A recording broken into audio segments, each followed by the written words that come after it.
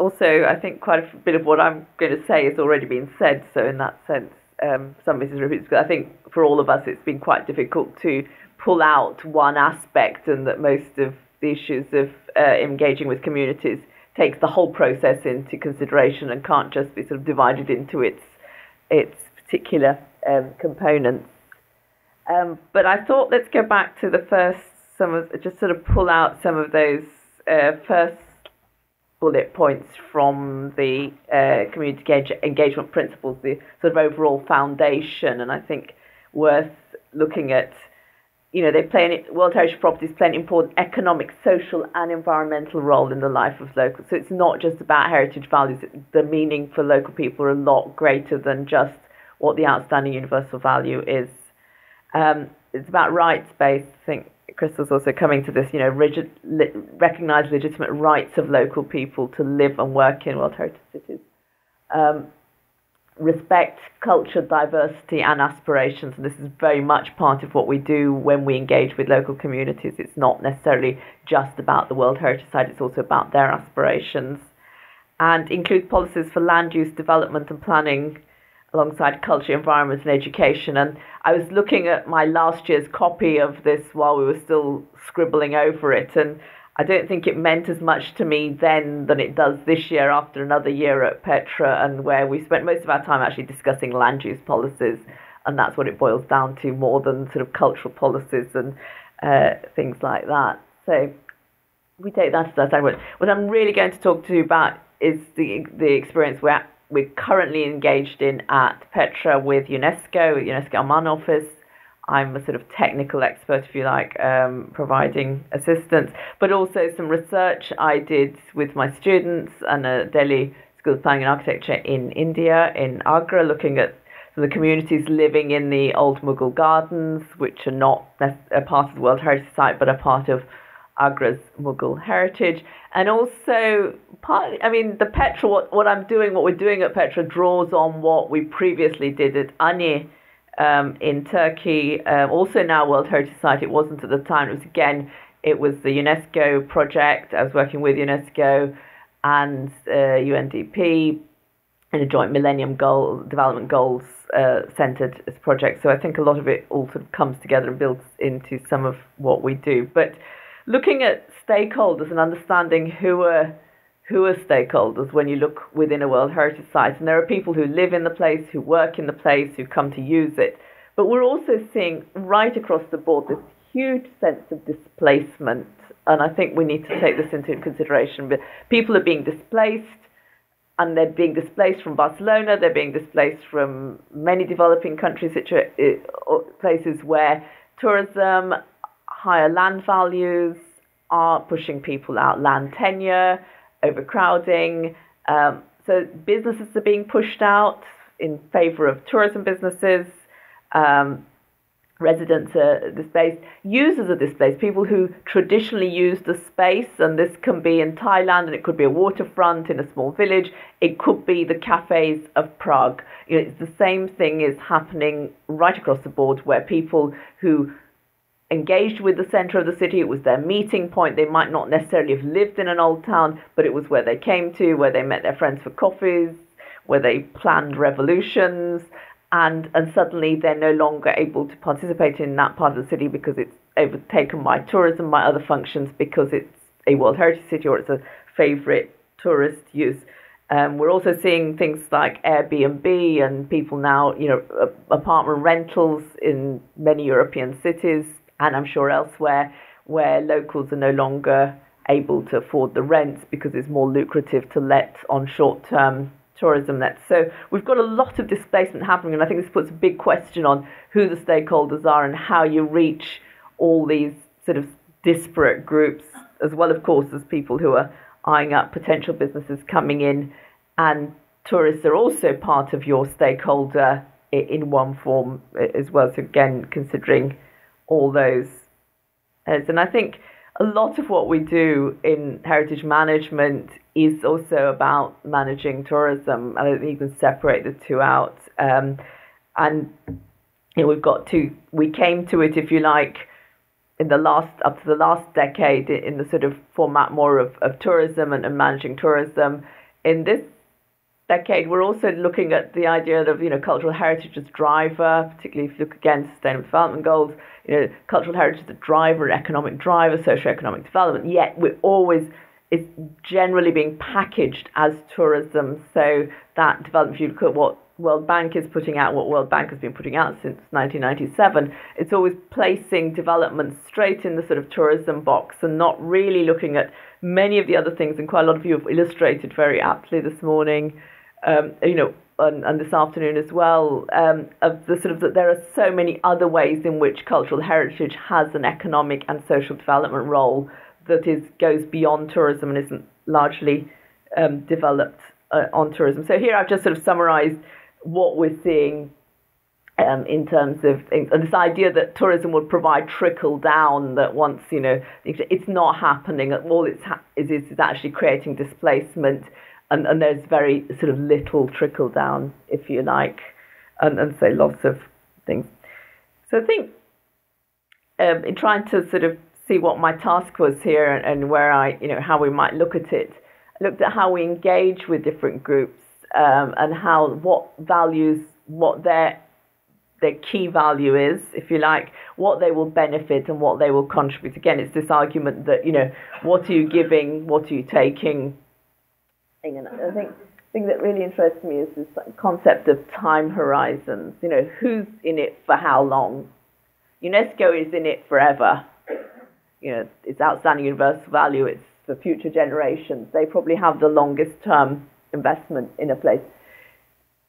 Interestingly, for elected representatives, they may only be interested in the period in which they're going to be elected. So they might have the shortest time frame.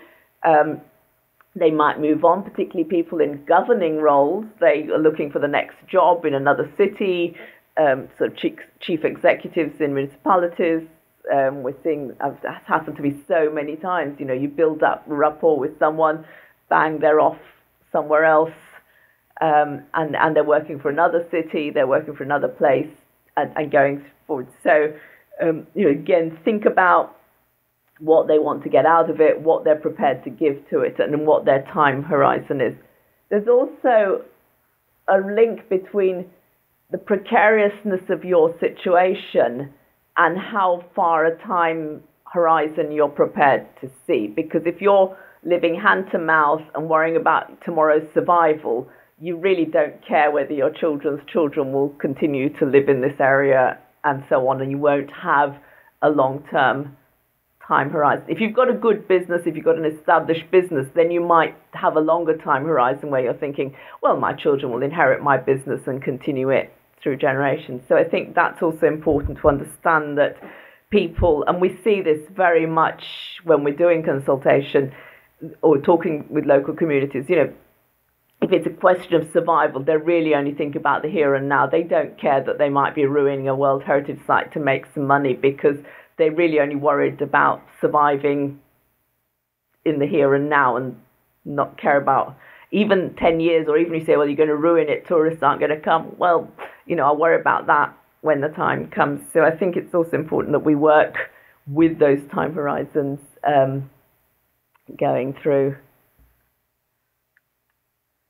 So Petra, it's actually an archaeological site, so it's not a city, but I think it's very complex, and part of it is surrounded by settlement, and it's these settlements that play an important role on the site. My role is as an expert. I work with UNESCO as a sort of technical expert. We have a team made up from Petra Archaeological Park Authority and the Department of Antiquities, who are the sort of technical team actually preparing the management plan. I'm supposed to be just the expert leading it through. So I think you're going to find lots of parallels now with Regensburg. So,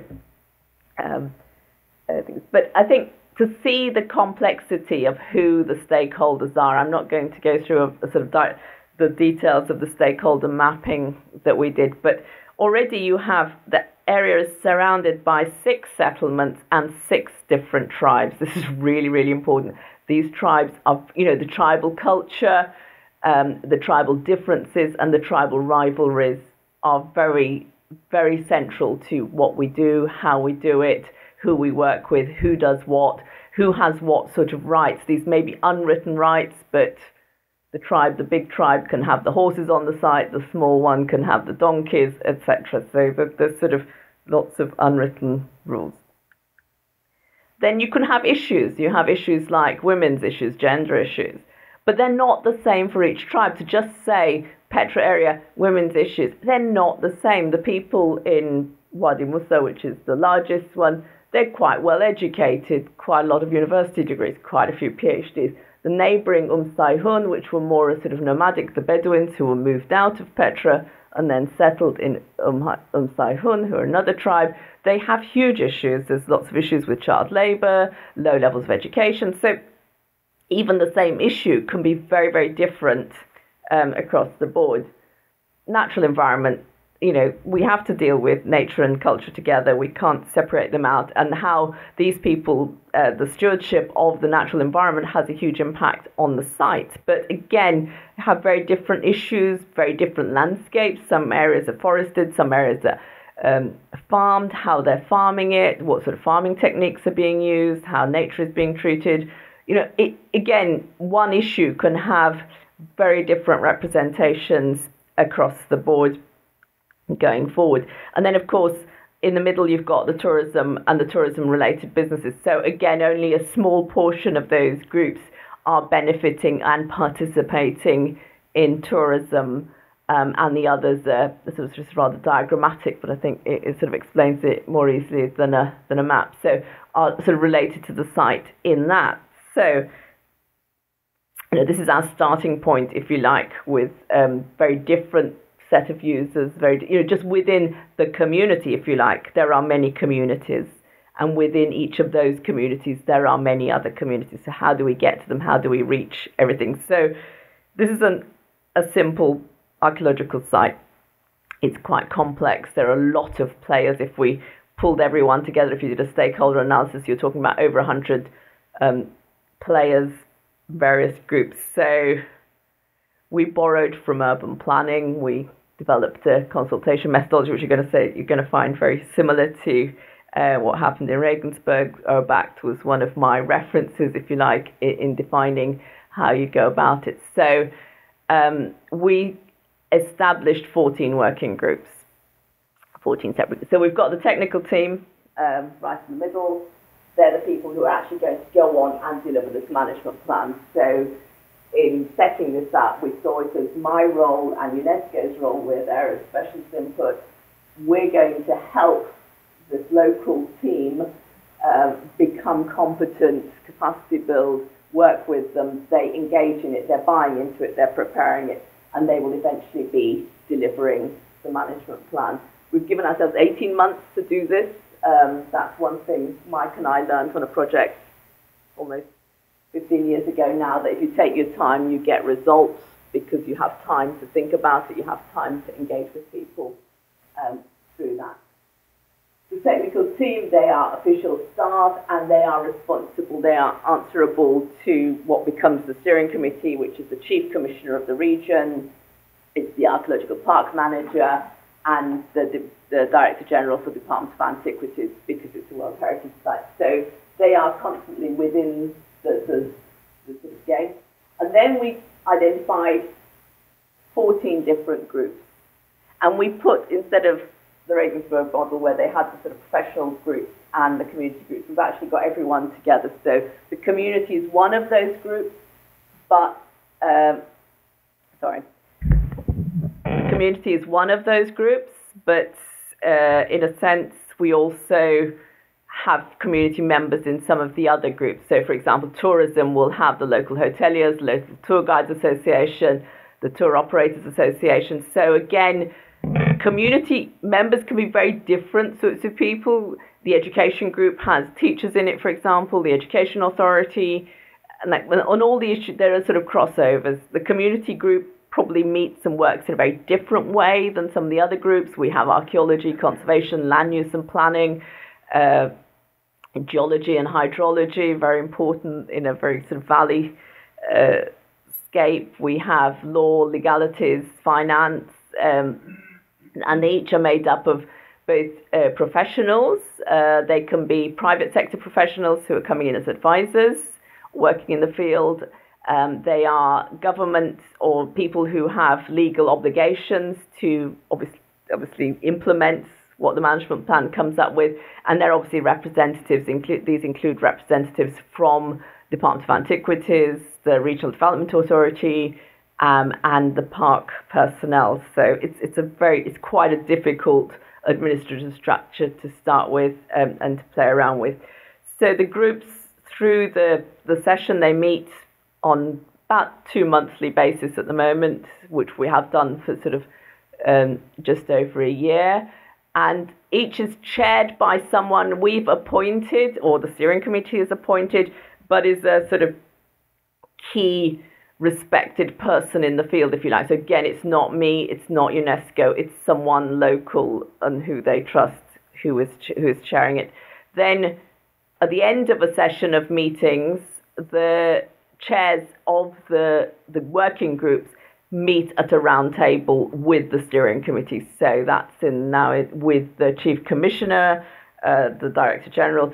So each chair can then feed back from their working group into that round table, and that's where we can also start identifying crossovers and conflicts. There's also some overlap between the groups, so we have people who are sitting in two camps, if you like. So they might be on education, but they're also in conservation because they carry the sort of two hats. So we have overlaps. And when we've had serious conflicts, I mean, I don't mean serious conflict, but things that connect, we've brought together chairs and key people from various groups and set up a one-off meeting where we can identify and work through each issue as you go. And the process just repeats itself, basically. So you go on repeating itself. It was very important that each meeting has a very clear task and a very clear outcome. So we note what the outcome is, and everyone agrees what that outcome is as we come out of the meeting. Again, we started very soft. It was about getting used to this idea of meeting, being able to talk around the table. Believe me, this is a very different culture to Germany. There was a lot more getting used to meetings that you're timed and that you have to come out with results. You have to agree results going out from it. But I thought it was really important that it didn't become a sort of moaning table that everyone said, oh, this doesn't work, this doesn't happen, the government never does this. So we tried to keep it, you're not going to talk about issues until the fourth meeting. So we had to go positive.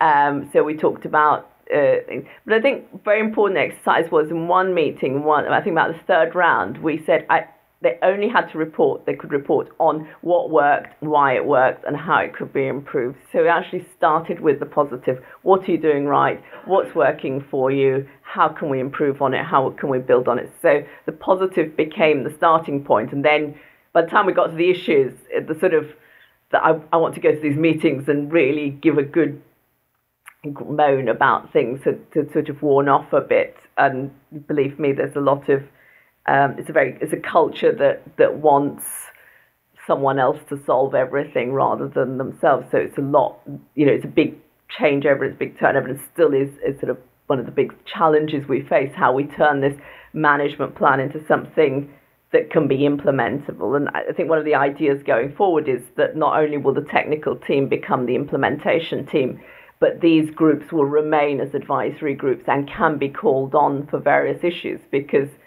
for the first meetings, people will say, oh, do we have to come? Oh, there's another meeting, is there anything? And then suddenly we said, oh, this might be the last meeting. I said, no, we enjoy coming to it. Why can't we go on coming to these things? So suddenly, isn't there another meeting? When are we meeting next? And so the momentum is there. And again, the same experience. People got used to talking to one another. They got used to working with one another. We created synergies around the table. So people who hadn't had much chance to work together were suddenly creating, oh, we've got this, exchanging information, going off to work on projects together. So I think in a way it's sort of informally done its function as well.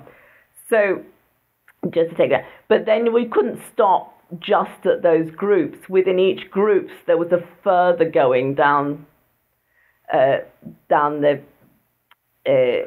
scale. So we asked each group to say, if you're coming from the Conservation Authority or the Museums Authority, then you need to make sure you inform your own community. So whether it's your department colleagues, if you're a community member, then it was about going into your community and the communities you represent. So in some instances, in some of the groups, this is quite small groups, planning and land use. It's the planning land use departments. They're mostly very well represented on the groups.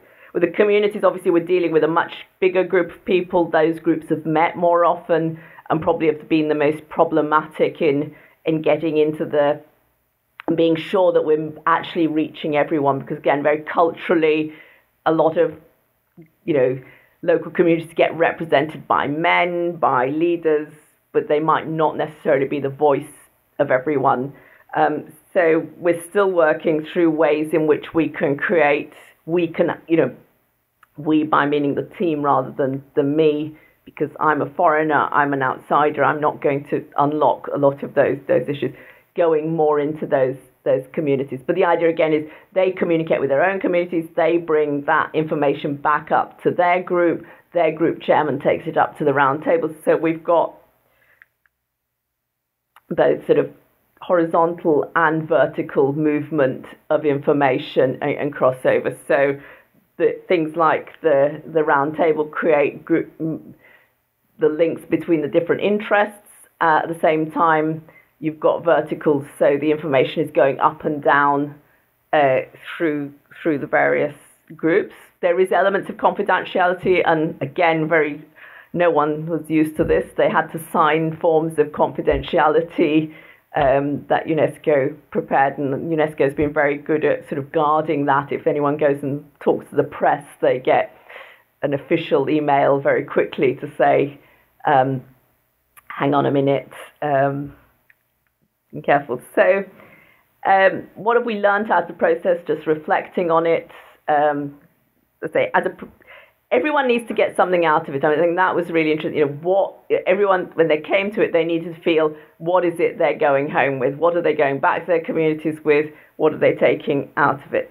For most people, the World Heritage Site, its outstanding universal value, is not the first objective. It's somewhere down the line, but it's not primary.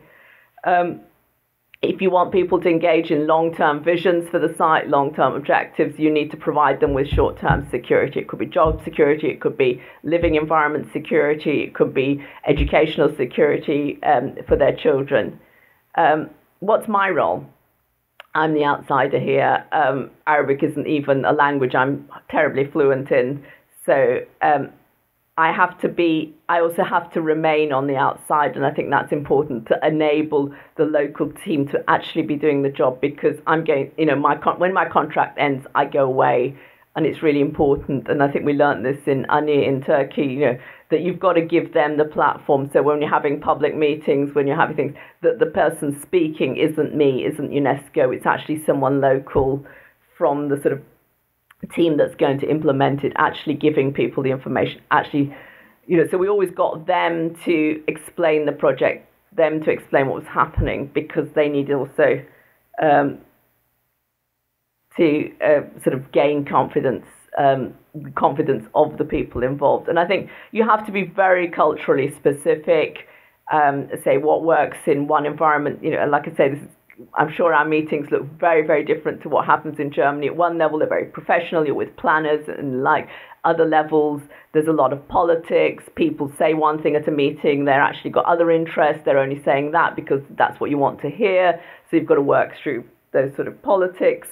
The way we work with local people, how you might go out to communities, how you meet them in their own environment is very different than a formal sort of meeting environment. So it's very important to be flexible and to bend and understand what works in what cultural environment. And I don't think we're going to, we're doing our best to try and reach resolutions and solve problems as we go along. Every time we hit a bottleneck, we work until we try and solve it and get the top level to agree a solution, because I believe that unless you solve those solutions, they just end up on that action plan list as never going to happen.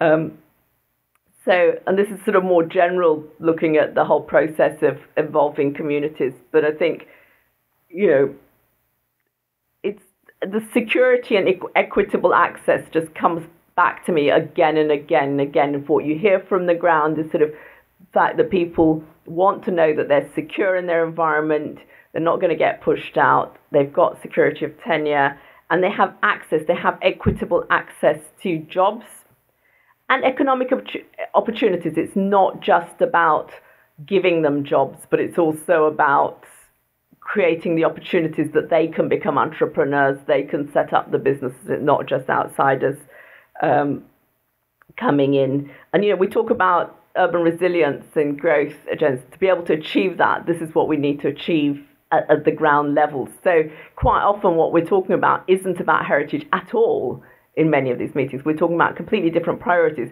But if we can get those priorities right, then we're also protecting cultural heritage at the same time. Thank you.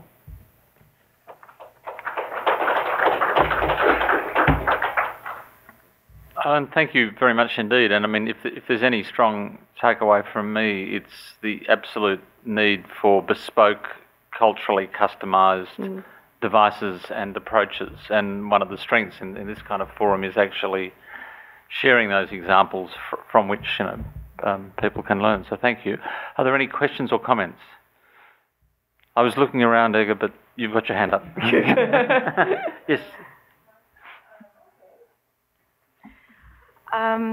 This role of the outsider expert is thought-provoking for me personally, but also generally.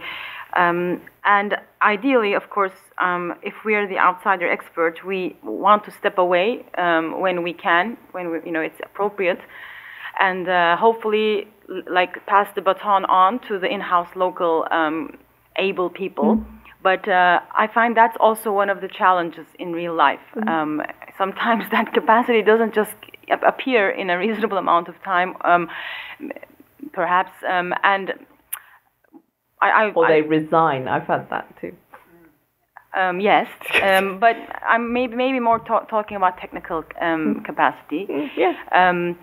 And maybe part of it is staying long enough to actually be mentors there. I think there are different types of experts. There are very short-term project experts. Maybe UNESCO has more of those. And then I'm in the mid-term, mid-haul kind of typology. But I'm also looking for the moment when I can exit, or I buy a house and settle there, which comes up all the time. But I can't just do it. So have you felt this as an issue, and that needs its own strategy?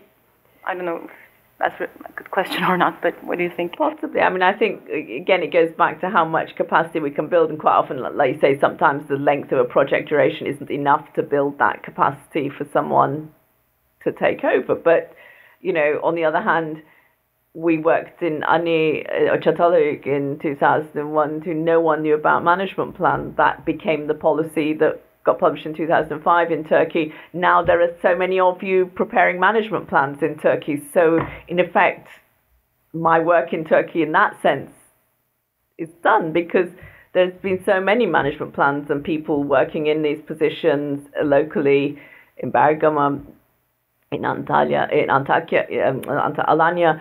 So I think it can happen. I think I've seen it happen. It's not immediate, but it is happening.